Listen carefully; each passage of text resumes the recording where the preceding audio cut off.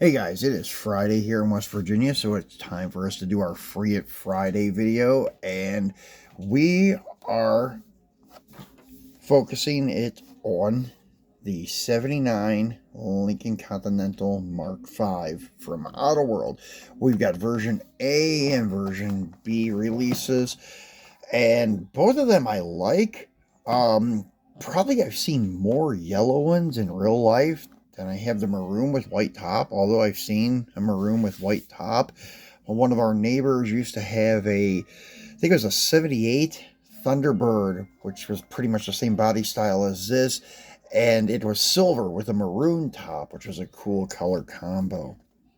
And that actually turned out to be kind of a common color combo around Cleveland.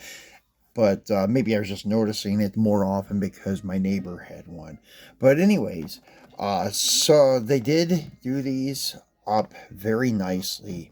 And we have this one is the version A, which has been opened already. The version B I just picked up last week. The version A I've had for quite a while. I taped it back in the package for you guys to see it carded, but it's been sitting in my old barn diorama for quite a while.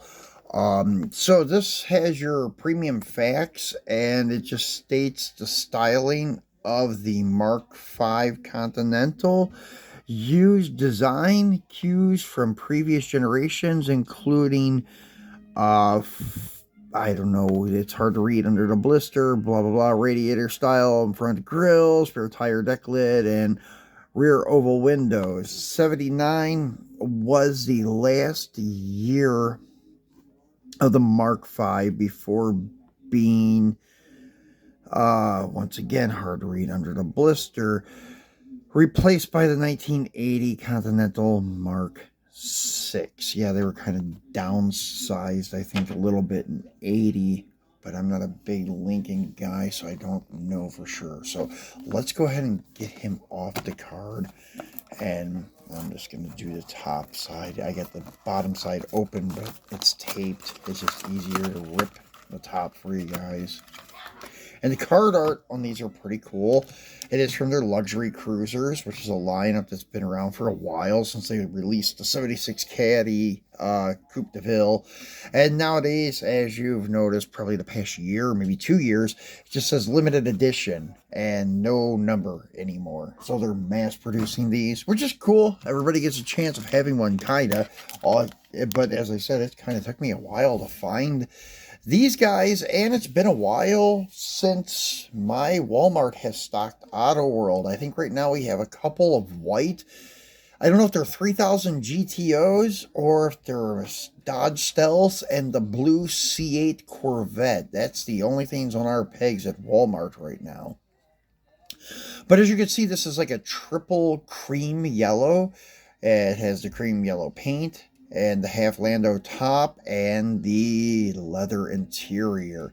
The wheels that they made are spot on perfect, I would have to say. I really dig these wheels.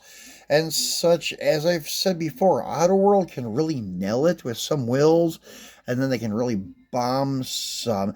The Mopar rallies are one of the ones I'm talking about being bombed, but it's not too bad. I mean, they're presentable, but not nowhere near as good a quality as these. These are really nicely done. All the details are there: the grill, the marker lights, the flip down headlights, and the wipers there etched into the windshield, and your marker light side moldings, the porthole, more like oval shaped glass, pretty cool, and then the Continental hump in the deck lid. So very nicely done car. And these, I'm not sure. I think they do have, yeah, they have an open hood. I just never open them. And once again, Autoworld does not disappoint on engine compartment details. You can see the dual snorkeled air cleaner, the correct blue color, The black inner fenders and core support and shroud for the fan, they do an excellent job on engine detail.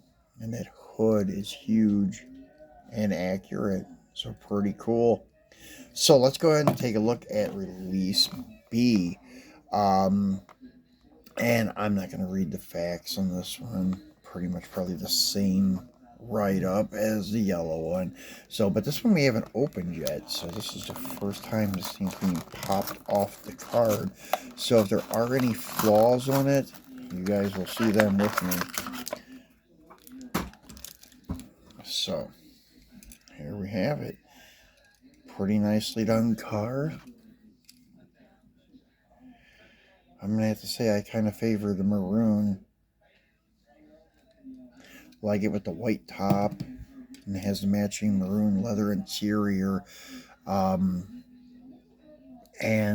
kind of breaks it up a little bit with the white top. I do like that. A lot of stuff stands out more on the maroon paint.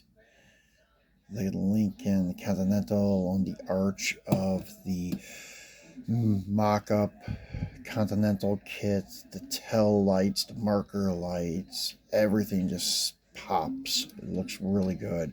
Same thing with the side drip rail molding. As you can see, you don't even really see it on against that pale yellow.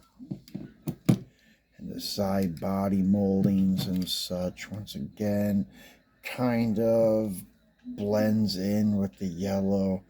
So yeah, the maroon really highlights these details. As you can see, the headlight cover has the emblem on the one. It's there on the yellow one, I think. But it's really hard to see. So they do, well, they did a hell of a job on both of them, but this one, the details just really pop on this color. And I forgot to show you the chassis. The chassis are very nicely done too. And they are metal as always. Riveted together. Which I guess I could say would be maybe one of the only downsides, because the guys that do like to customize them, like these would look pretty cool with a set of little 13-inch or 14-inch Daytons on it. But these are easy to take off too. It's not like mushroom tips like Hot Wheels. They pop off. They're pressed on the axle instead of being through the wheel with a mushroom tip. So they're easy to swap without drilling out the rivets.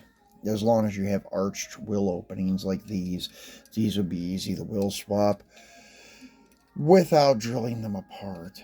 So, very sweet car. I dig this one. As I said, this is the first time I'm seeing it out of the package, and I really like the color. It has some paint issue, I guess, going on there in the clear, but nothing major. It's not rash. I don't know what it is, but nothing to really complain about. It may just be some kind of oil. Sometimes I've noticed that. It's kind of weird, but inside the blister, sometimes you'll find like a film of oil or something like that, which I think that's what that is. So, pretty sweet duo there. And we'll zoom in a little. So there you have it. We'll be back again on Monday with our usual Mopar Monday. And we have I don't know if we're going to do the Hot Wheels Team Transport snake set that I have to do, or if we're going to go back to a couple of Detroit Muscle from M2 machines. I have a lot of those Detroit Muscle M2 machines to unbox for you guys. I've been accumulating them for the dealership, and I just got them so quickly I didn't have time to unbox them, so I've just been accumulating, so I have to unbox them.